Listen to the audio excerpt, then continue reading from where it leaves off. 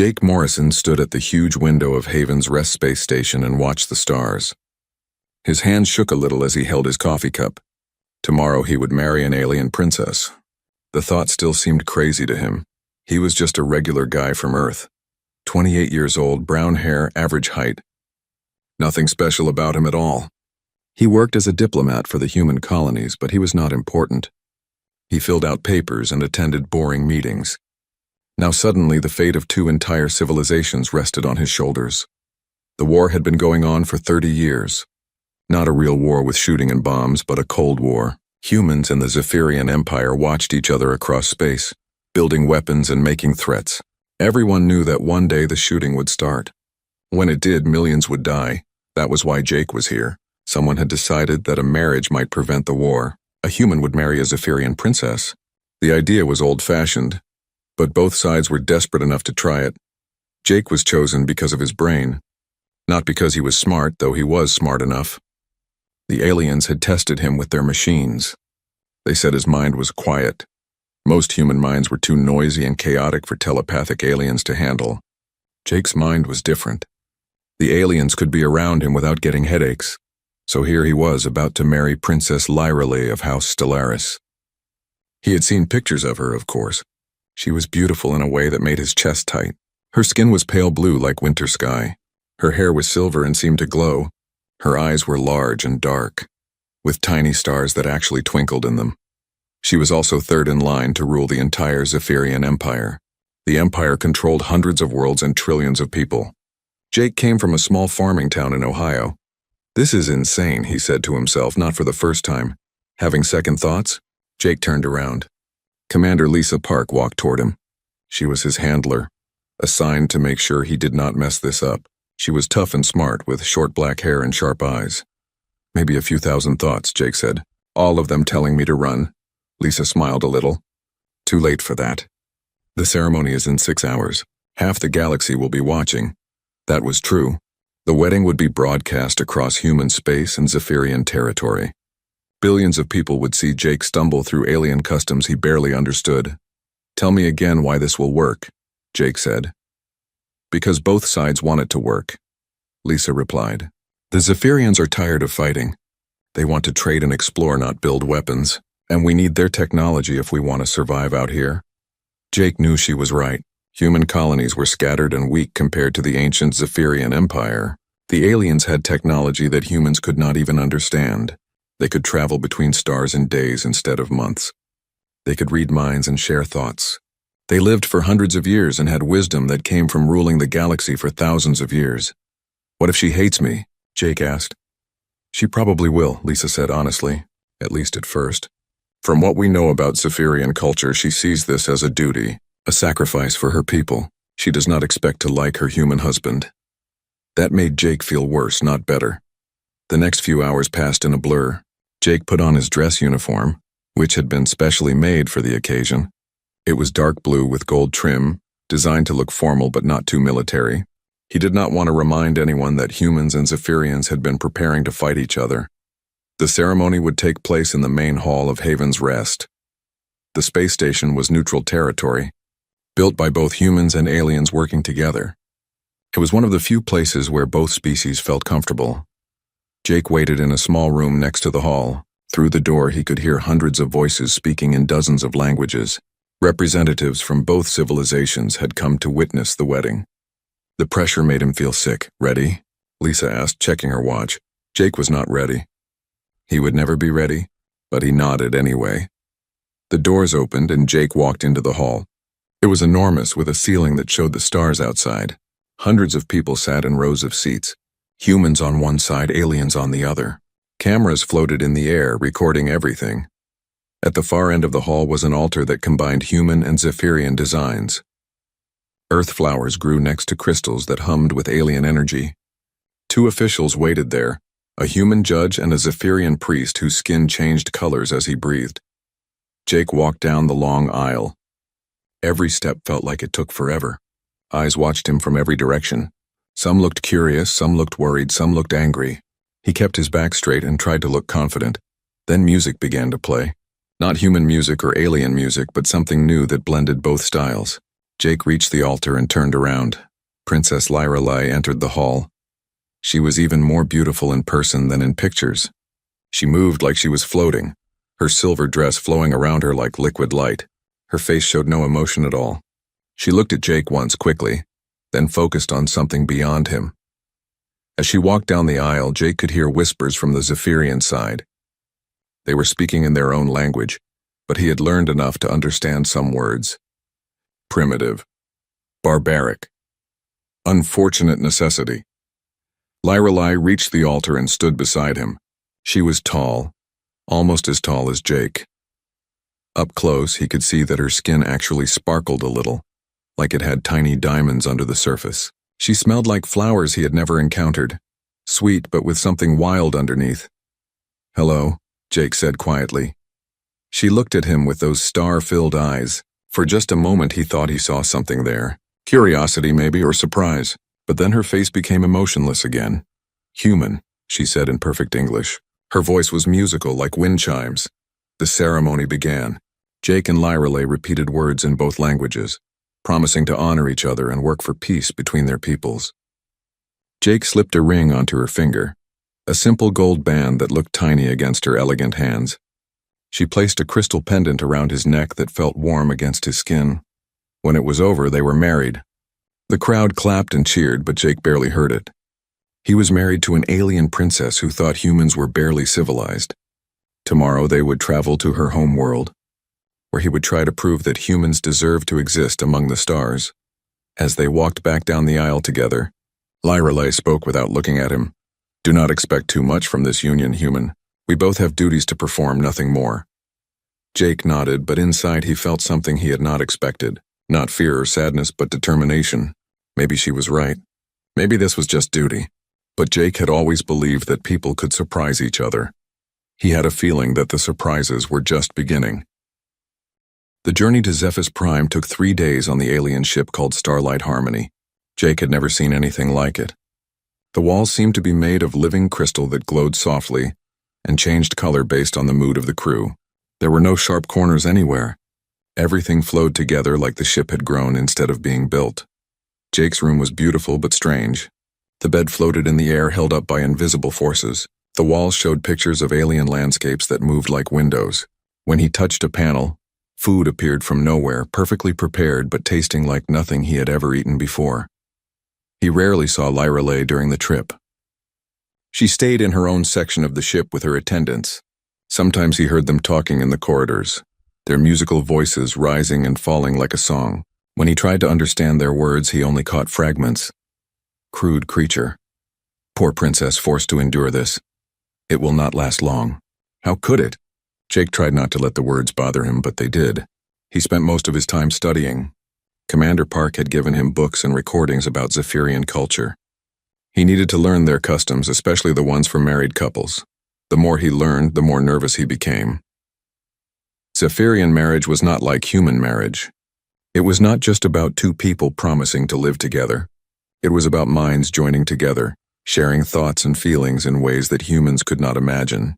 The wedding ceremony had been just the beginning. The real marriage would happen on their first night together, in a ritual called the bonding. Jake read about the bonding until his eyes hurt. According to the books, it was the most important moment in any Zephyrian marriage. The couple would join their minds completely, sharing their deepest thoughts and memories. After the bonding, they would always be connected. They would be able to feel each other's emotions and sometimes even hear each other's thoughts. It sounded beautiful and terrifying at the same time. The problem was that Jake was human. He could not read minds or share thoughts. He was not even sure he had the right kind of mind for the ritual to work. What if nothing happened? What if Lyrelei tried to connect with him and found nothing there? What if he embarrassed himself and all of humanity? On the second day of the journey, Jake finally saw Lyrelei again. He was in the ship's observation deck looking out at the stars when she entered. She moved to the opposite side of the room and stood quietly, also watching space pass by. They did not speak for a long time. The silence felt heavy and awkward. Finally, Jake decided to try. "It's beautiful," he said, nodding toward the stars. Lyrelei glanced at him. "You find beauty in the void between worlds?" "I find beauty in the fact that we can travel between them," Jake said. 100 years ago, humans thought the stars were unreachable. Now here I am, married to someone from another world entirely. Yes, Lorelei said softly. Here you are. Something in her voice made Jake look at her more carefully. For just a moment she looked sad. Or maybe lonely. But when she noticed him watching, her face became blank again. Are you nervous about tomorrow? Jake asked. Tomorrow? When we reach your home? I've been reading about Zephyrian customs, but I'm still not sure I understand everything. Lorelei turned to face him fully for the first time since the wedding. Her star-filled eyes studied his face. You have been studying our ways? Of course. I don't want to offend anyone or do something wrong. This marriage is important for both our peoples. Something flickered across her features. Surprise, maybe? Most humans do not bother to learn about other cultures, she said. Most humans haven't married alien princesses, Jake replied with a small smile. Lorelei almost smiled back. Almost. But then she caught herself. The bonding ritual requires no preparation from you, she said formally. I will guide the process. You need only endure it. That did not sound promising. Is it painful? Jake asked. Not painful, but it may be overwhelming for a human mind. The books you have read cannot truly explain what it means to share consciousness with another being. Your thoughts will be open to me as mine will be to you. For someone who has never experienced telepathic contact, it can be intense. Jake nodded, trying to look braver than he felt. I understand, he said. Do you? Lorelei asked. When I look into your mind tomorrow night, I will see everything. Your fears, your desires, your memories, your dreams. There will be no secrets between us.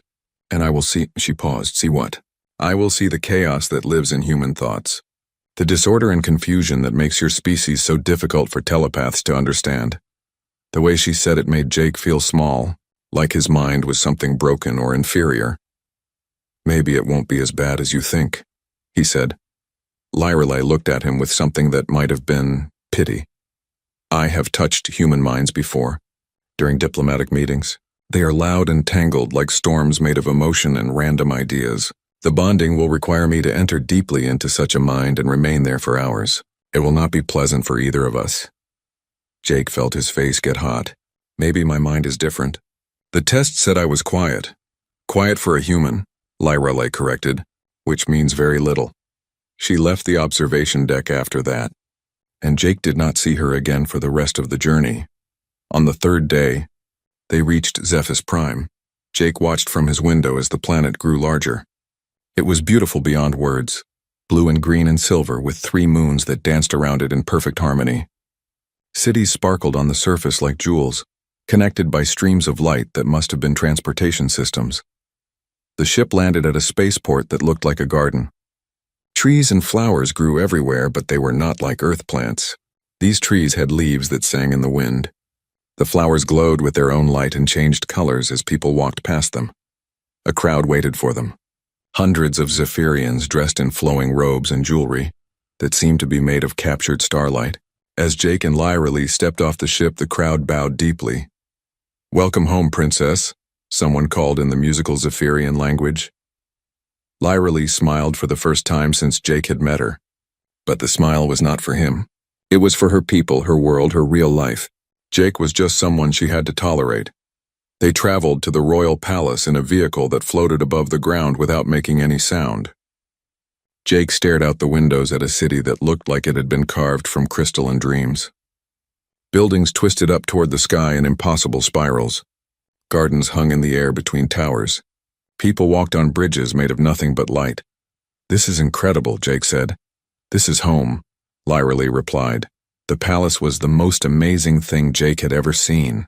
It was huge and graceful at the same time, made of white stone that seemed to glow from within. Water flowed up the sides of the building instead of down, creating fountains that defied gravity.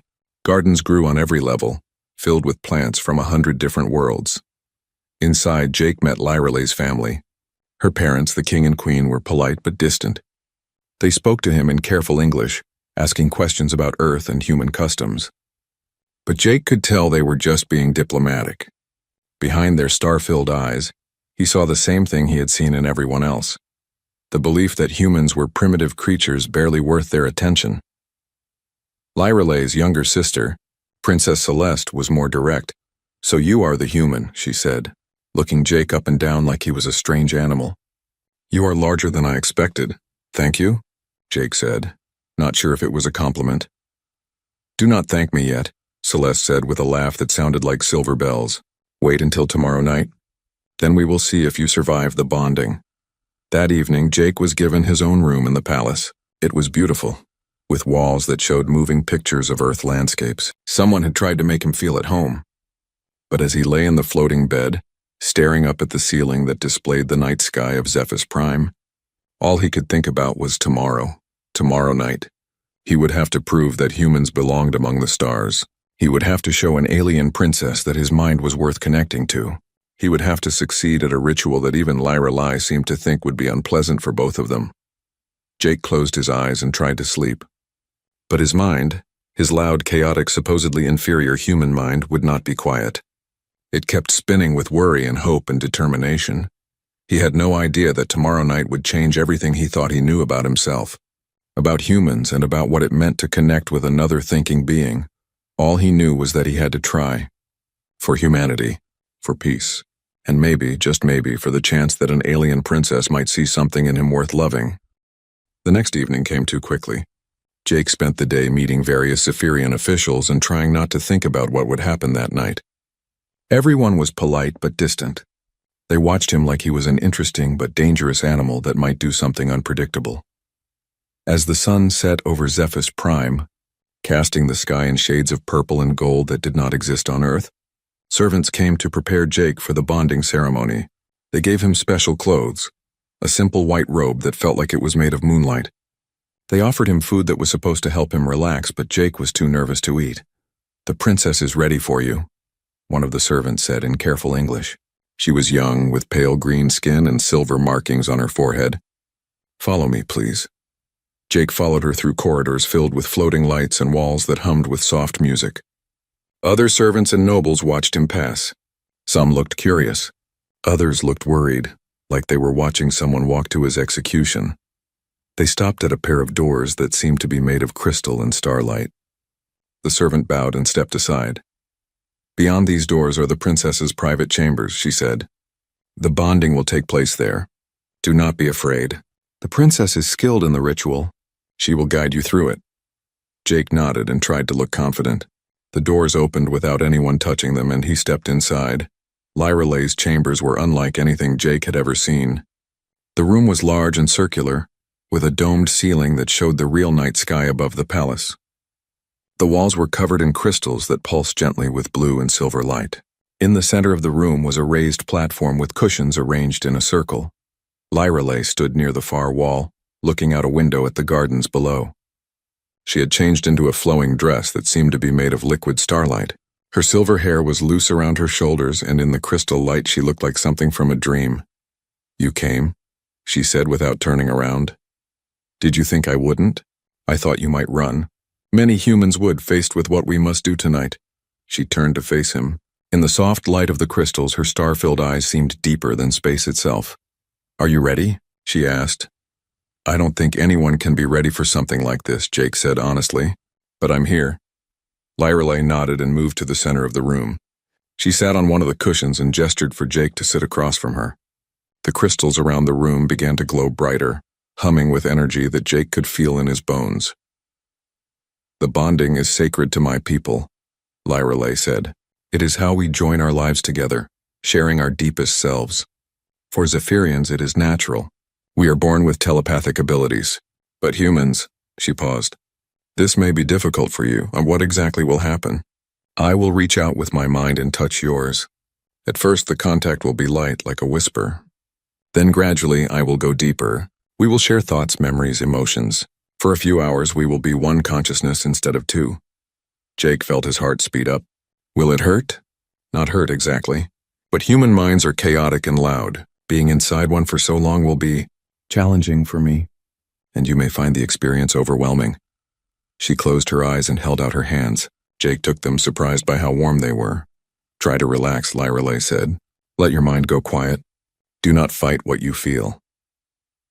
The crystals around the room began to sing, a high, pure note that seemed to come from everywhere at once.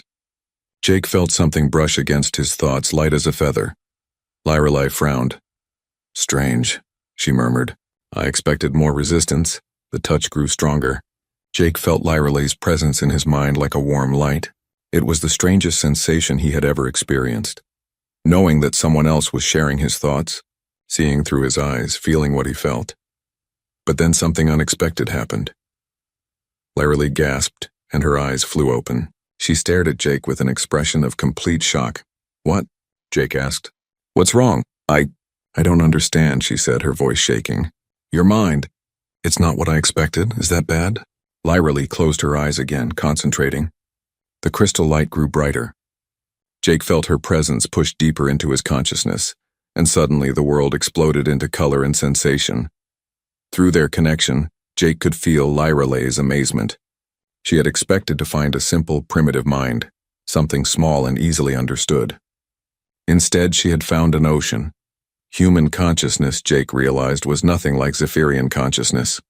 Where Zephyrian minds were organized and logical, moving from thought to thought in orderly patterns, human minds were vast networks of connection and possibility. Every thought led to 10 others. Every memory was linked to dozens more. Every emotion sparked chains of association that spread in all directions. Lyrelei was lost in the complexity of it. She had expected to guide the bonding, to control the experience. But Jake's mind was too big, too complicated, too wonderfully chaotic for her to navigate easily. This is impossible, she whispered. Through their link, Jake could feel her confusion and wonder. He could see how his mind looked to her, not primitive and simple, but incredibly sophisticated in ways she had never imagined. Where Zephyrian thoughts moved like streams, human thoughts moved like lightning, making connections across vast distances in milliseconds. I told you humans might surprise you, Jake said softly. Lyrelei's presence in his mind grew stronger, more confident. She began to explore the landscape of his consciousness, marveling at what she found. Jake's memories were not filed away neatly like Zephyrian memories. They were alive, connected to emotions and sensations and other memories in ways that created an ever-changing web of meaning. She saw his childhood on Earth, playing in fields under a yellow sun, learning to read from his grandmother, watching the stars and dreaming of traveling to them someday. She felt his loneliness as a young diplomat, his determination to do good work even when no one noticed, his fear when he learned he would marry an alien princess. But she also saw deeper things. She saw how Jake's mind worked when he solved problems, making leaps of logic that seemed impossible but turned out to be exactly right. She saw his creativity, his ability to imagine things that had never existed before. She saw his empathy, his capacity to understand and care about people completely different from himself. Most importantly, she saw his view of her and her people. Jake did not see Zephyrians as superior beings to be worshipped or feared. He saw them as different kinds of people with different strengths and weaknesses. He respected their achievements but did not feel inferior to them. In his mind, humans and Zephyrians were equals, just equals who had developed in different ways. The realization hit Lyrelei like a lightning bolt. She had been wrong about humans, completely, utterly wrong. For hours they stayed connected. Lyrelei explored every corner of Jake's consciousness, and gradually he began to explore hers. Her mind was beautiful in its own way, elegant and precise, full of ancient wisdom and deep knowledge. But it was also smaller than his, more limited. Zephyrian minds were specialized for telepathy and logic, but they had given up the wild creativity that made human consciousness so vast. When the bonding finally ended, both of them were exhausted.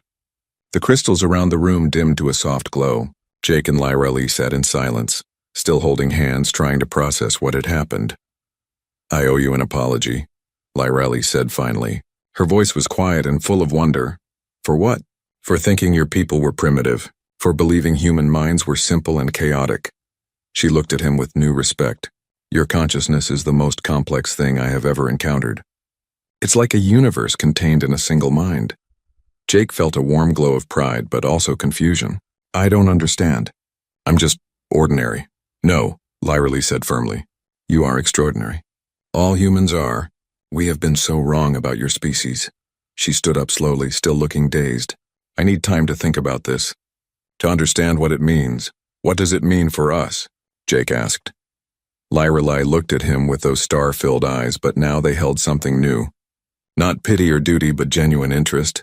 I don't know yet, she said honestly, but I want to find out. As Jake left her chambers and returned to his room, he felt like everything had changed. The bonding had revealed something important, not just about him, but about humanity itself. Humans were not the primitive, inferior species that everyone thought they were. They were something new and powerful and wonderful. And for the first time since arriving on Zephyr's Prime, Jake felt like he truly belonged among the stars. Jake woke up the next morning feeling different. Not physically different, but something inside him had changed. The bonding had shown him things about himself and humanity that he had never understood before. For the first time in his life, he felt truly proud to be human. He also felt confused. The night had not gone at all like he expected. Instead of enduring an unpleasant ritual, he had shared something beautiful and profound with Lyrelei. But what did it mean? Where did they go from here? A servant brought him breakfast, fruits that tasted like music and bread that seemed to glow from within. As he ate, he wondered if Lyrelei was having the same questions. The princess requests your presence in the garden, the servant said as he finished eating. She wishes to speak with you. Jake found Lyrelei in a beautiful garden filled with singing flowers and trees whose leaves changed color as he watched. She stood beside a fountain that flowed upward into the air, creating patterns of water and light that danced in the morning sun. She looked different too, less formal, less distant. When she saw him approaching, she almost smiled. How do you feel? She asked. Confused, Jake said honestly, but also enlightened, I guess. Last night showed me things I never knew about myself or my people. Yes, Lyrelei said softly. It showed me things as well. Things that change everything I thought I knew about humans. They walked together along a path lined with crystal trees. Other Zephyrians they passed bowed to Lyrelei, but Jake noticed they looked at him differently now.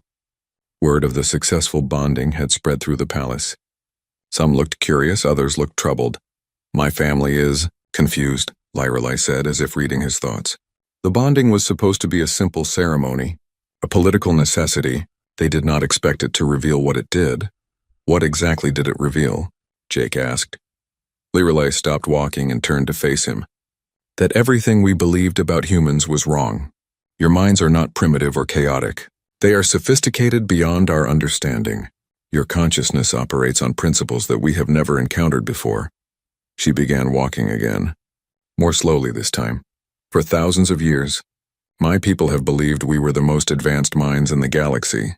Our telepathy, our logic, our ability to organize knowledge. We thought these made us superior to all other species. But your mind showed me something different. What? That there are kinds of intelligence we never imagined. Your thoughts move in ways that would be impossible for a Zephyrian mind. You make connections across vast distances of meaning. You create new ideas by combining concepts that should not fit together. She paused, struggling for words.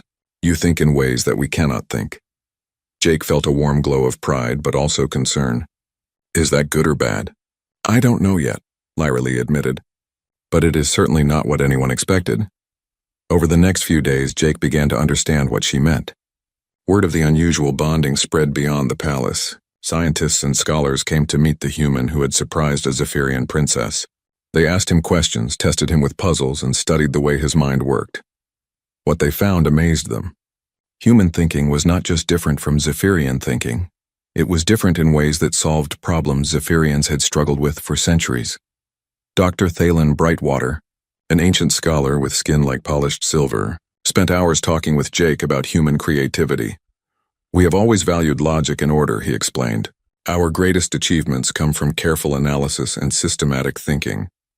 But you humans, you achieve things through chaos and intuition. You make leaps of understanding that bypass logic entirely. He showed Jake a mathematical problem that Zephyrian scholars had worked on for decades. Jake looked at it for 10 minutes and suggested a completely different approach, one that the Zephyrians had never considered because it seemed too wild and unstructured. When they tested his idea, it worked perfectly. How did you know to try that? Dr. Brightwater asked, amazed. I didn't know, Jake said. It just felt right. That phrase, it just felt right, it became famous among the Zephyrian scholars. They had never heard of making important decisions based on feelings or intuition. For them, every choice had to be logical and carefully reasoned. But Jake routinely made brilliant decisions based on nothing more than gut instinct. The more time Lyrelei spent with Jake, the more fascinated she became. She started asking him about human culture, human history, human ways of solving problems. What she learned challenged everything she thought she knew about civilization itself. "You have wars," she said one evening as they walked through the palace gardens. "Terrible, destructive wars. We have always seen this as proof that humans are barbaric." "Wars are terrible," Jake agreed, "but they also drive innovation. Humans often make their greatest breakthroughs when they're facing their greatest challenges." "That makes no sense," Lyrelei said. "Why would conflict lead to progress?" "Because it forces us to think in new ways. When everything is comfortable and predictable, it's easy to keep doing things the same way. But when survival is at stake, we have to be creative. We have to try things that seem impossible." Lyrelei thought about this for a long time. Zephyrian society was peaceful and stable. It had been basically the same for thousands of years.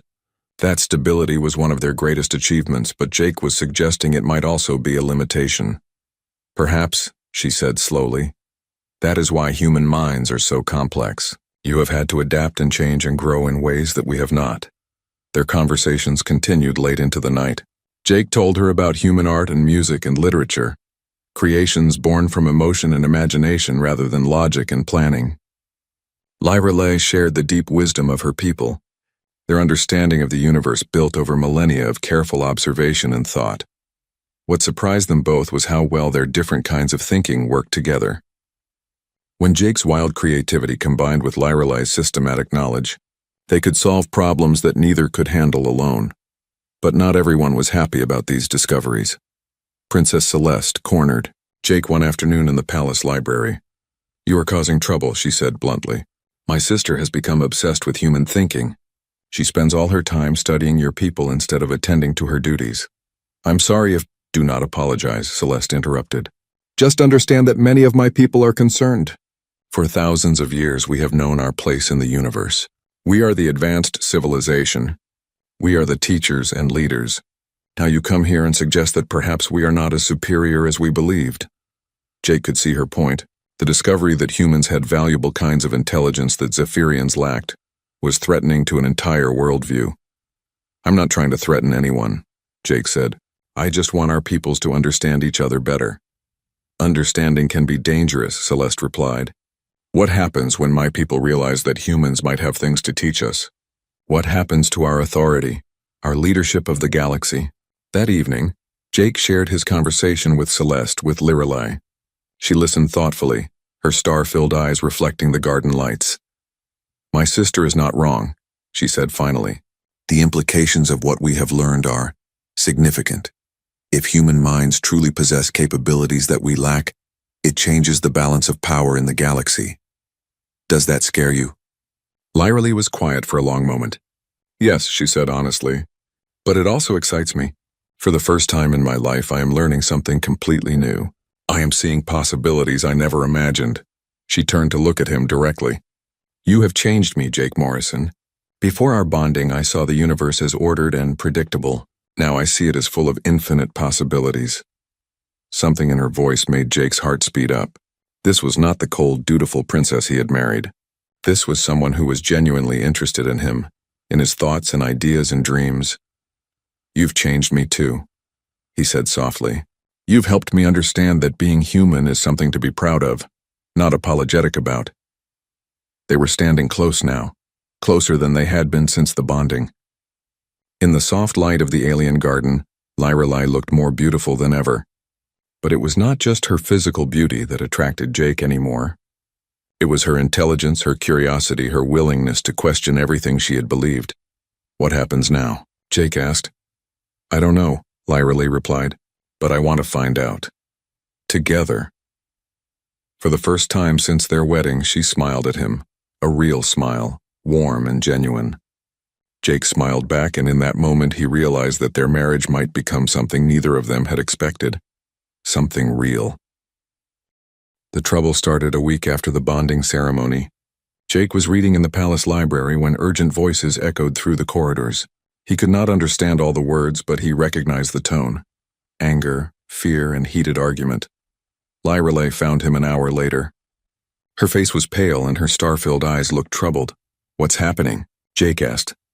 "The High Council has called an emergency session," she said quietly. "They want to declare our marriage invalid." Jake felt his stomach drop. Why?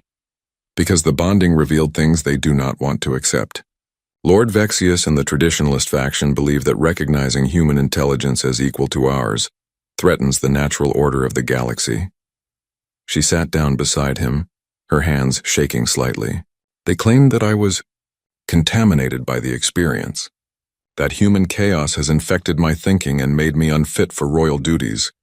"That's ridiculous," Jake said angrily. "Is it?" Lyrelay asked softly. "I have been questioning everything since our bonding.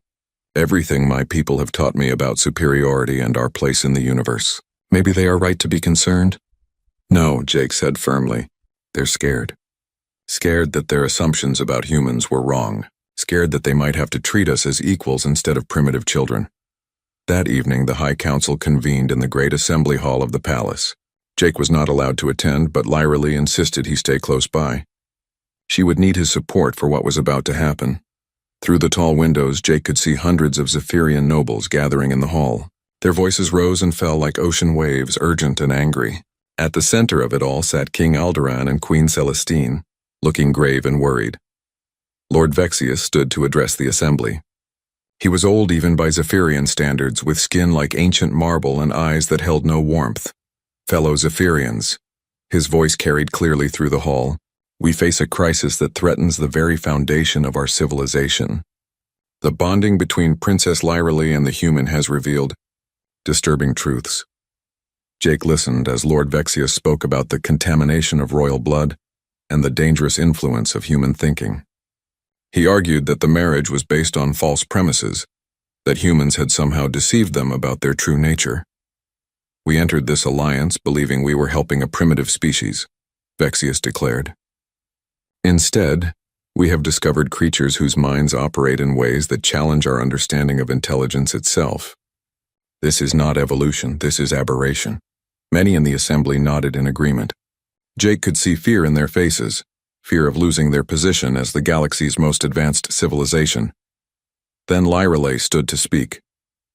The hall fell silent. In the soft crystal light, she looked every inch a royal princess, but her voice carried new strength and confidence. "Lord Vexius speaks of contamination," she said clearly. "But I speak of revelation. The bonding with Jake Morrison has not corrupted my thinking. It has expanded it beyond anything I thought possible." She gestured toward the windows where Jake stood, listening. "This human has shown me kinds of intelligence that we have never imagined. His mind solves problems in ways that bypass our logic, but reach brilliant conclusions. His creativity generates ideas that our systematic thinking cannot produce. His empathy allows him to understand beings completely different from himself." Her voice grew stronger. "We have spent thousands of years believing that our way of thinking was the only sophisticated way. We were wrong. Human consciousness represents a completely different path to intelligence, one that may be even more powerful than our own." The assembly erupted in angry voices. Some nobles shouted that she was betraying her own people. Others demanded that the marriage be annulled immediately. King Alderaan called for order, his voice cutting through the chaos. When the hall was quiet, he looked at his daughter with sad eyes. "Lyrelay," he said gently, "you are my beloved daughter and I have always trusted your judgment. But what you are suggesting, it changes everything. How can we maintain our leadership of the galaxy if we admit that others may be our equals?" Lyrelay looked around the assembly, meeting the eyes of nobles who had known her since birth. "Perhaps," she said quietly, "leadership is not about being superior to others. Perhaps it is about bringing out the best in everyone." That was when Jake decided he could not stay silent any longer. The guards tried to stop him, but he pushed past them and entered the assembly hall. Hundreds of alien eyes turned to stare at him, the primitive human who had dared to interrupt their sacred proceedings. "Your Majesty," Jake said, bowing to the king, "I request permission to address the assembly." Lord Vexius sneered. "This creature has no right to speak in our sacred hall." "This creature," Jake said firmly, "is married to your princess." And he has something to say that might interest you. King Alderaan studied Jake for a long moment. Finally, he nodded. Speak, human. But be brief. Jake looked around the hall at hundreds of beautiful, ancient, sophisticated faces. A week ago, they had terrified him. Now he saw them clearly, not as superior beings, but as people who were afraid of change. You want to know what human intelligence can do that yours cannot, he said clearly. Let me show you. He walked to the center of the hall and pulled out a small device, a tablet computer from Earth. The Zephyrians watched with interest as images appeared in the air above it. This is Earth 50 years ago, Jake said as pictures of a polluted, war-torn planet filled the air. Damaged by war, poisoned by industry, dying from human mistakes. The images changed, showing the same places decades later. Cities powered by clean energy, forests restored, oceans cleaned, people working together instead of fighting. This is Earth today, Jake continued. Healed by human creativity, human adaptability, human refusal to accept that things cannot change. He showed them more. Human art that moved Zephyrian hearts. Human music that made ancient nobles weep. Human solutions to problems that Zephyrian logic had never solved. You say human thinking is chaotic, Jake said, but chaos is not weakness. Chaos is the source of all new possibilities. Your ordered minds are beautiful and wise, but they cannot create what has never existed before. Only chaos can do that. He gestured to Lyralee, who stood watching him with shining eyes. Your princess has not been contaminated by human thinking. She has been liberated by it. Together, our different kinds of intelligence can solve problems that neither of us could handle alone. Jake touched his tablet again, and new images appeared. Designs for starships that combined human creativity with Zephyrian technology. Plans for colonies that used both human adaptability and Zephyrian wisdom. Solutions to galactic problems that required both species working together. This is what becomes possible when different kinds of minds cooperate instead of competing, Jake said. This is what you could have if you choose partnership over superiority. The hall was completely silent. Even Lord Vexius seemed stunned by what he had seen. Finally, an elderly noble named Lady Sylviana stood up. She was one of the most respected voices in the assembly. Human Morrison, she said formally. Are you suggesting that your people have things to teach us? Yes, Jake said without hesitation.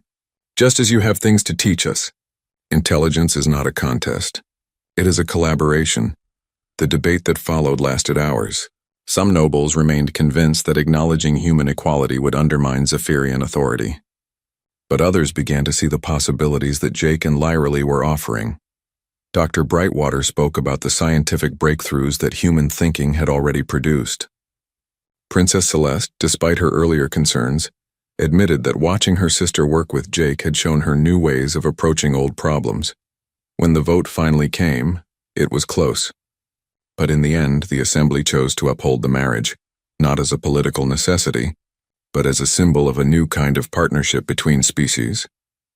As the nobles filed out of the hall, King Alderaan approached Jake and Lyralee. You have changed something fundamental today, he said seriously. I hope you understand the responsibility that comes with that. We do, Father, Lyralee said, taking Jake's hand. And we're ready for it. 6 months later, Jake stood on the observation deck of a new kind of space station, one designed by both human and Zephyrian minds working together. Through the vast windows he could see ships from both civilizations docked side by side. Human crews and Zephyrian crews worked together, learning from each other, creating things that neither could have imagined alone. Lyralee joined him at the window, her presence warm and familiar beside him. Their marriage had become something beautiful, a true partnership built on love, respect, and shared wonder at the universe's infinite possibilities. The exploration mission launches tomorrow, she said, watching as mixed crews prepared their ships for journeys to uncharted regions of space. Are you nervous? Jake asked. Excited, Lyralee replied. For the first time in centuries, we are going to discover genuinely new things. Human unpredictability combined with Zephyrian knowledge. There is no telling what we might find. Jake smiled and put his arm around his wife. Through their bond, he could feel her joy and anticipation. It matched his own. Commander Park called me yesterday, he said. She told me something interesting. What? The medical test they did on me before the wedding revealed something they did not,